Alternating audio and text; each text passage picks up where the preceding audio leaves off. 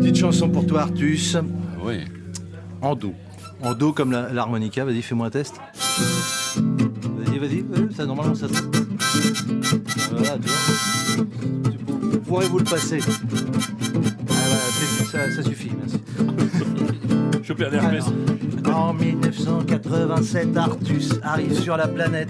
Un indice de masse corporelle très cohérent dans la moyenne. 65 cm et demi pour environ 6 ou 7 livres. Le poids d'un beau gigot d'agneau pour une bonne dizaine de poteaux. Alors ça dépend les poteaux. Avec Artus, c'est 1 gigot par tête en général. C'est pas faux. Bac pro de cuisinier en poche, Victor s'engage dans les fourneaux. Une bonne excuse pour rester proche de son grand amour, le frigo. Cette chose qui abrite la mangeaille, la bouffe, la graille, la boostify. Mais un jour, en pleine digestion, il découvre l'improvisation. Ah, c'est vachement bien. C'est tous les jeudis, mais je vais revenir. Il en ressort tant rassasié qu'il en oublie même son goûter. À table le soir, au lieu de manger, il n'arrête pas d'en parler. Maman, les gens se sont marrés quand j'ai fait semblant de péter. C'est bien mon fils, tu en veux du pain? Il n'avait pas fait semblant. Tu en veux du pain avec ton boursin? Bah, qu'est-ce qu'il a? Sa mère inquiète de voir le fiston ne pas finir son saucisson. Dit à son père, mais qu'est-ce qu'on va faire? Il semble attiré par la scène, presque autant que par les quiches Lorraine. Et s'il était encore plus doué pour raconter des blagounettes que pour cuisiner sa blanquette. Il fait bien les chouquettes aussi, vas-y. C'est vrai. Voilà, merci. Fini donc ton bœuf bourguignon, maman vient d'avoir une vision. On t'expédie en Avignon, tu feras du théâtre mon fiston. Mais moi je veux faire de la cuisine, c'est presque pareil mon chéri. Ta brigade ça sera des comiques, tu seras le Ducasse de la connerie. Ah d'accord, bah si vous le dites. Quelqu'un veut goûter ma sauce au mori avant de partir? S'il te plaît, oui. Non.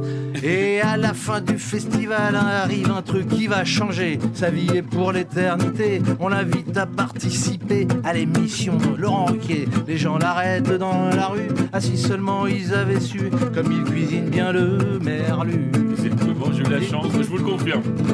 Environ 30 kilos plus tard, 30 films dont 1 ou 2 nanars, il trouve un nouveau tablier, réalisateur plus, réalisateur à succès.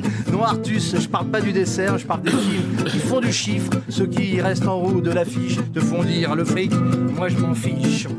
Tout ce qu'il touche se transforme en pâté en croûte médaillé, le gars. Sa mère avait raison, le gamin a du lard dans les mains. Avec ce beau film authentique, il traite d'un sujet peu digeste, mais réussit le tour de chef d'en faire rire la France entière, tout en nous faisant prendre conscience qu'il y a des gens différents qui méritent comme tout à chacun de déguster son coq au vin. Ils méritent aussi qu'on leur laisse la place sur le parking. Moi perso je suis venu à vélo. Patrick par contre je sais pas où tu t'es garé toi. Là, oui. j'ai ma calèche. Sur la Toi, porte des cafés. C'est sur ça. le fait Dernièrement, il a décidé de ne plus boire, de ne plus manger. Tout son quartier s'est retrouvé avec un gros manque à gagner. Même Salamé, elle se questionne. Serait-il encore rigolo, sobre et lucide, à l'apérole et du quinoa plein son bol? Moi je pense qu'il nous fera bidonner, même sans bidon, même sans néné. N'est-il pas né pour nous faire rire, même avec le corps de James Dean, puisqu'il a décidé d'être clean? Eh bien moi oui, je me réjouis, car il faudra compter sur lui encore pour quelques décennies. Allez solo, vas-y Patrick.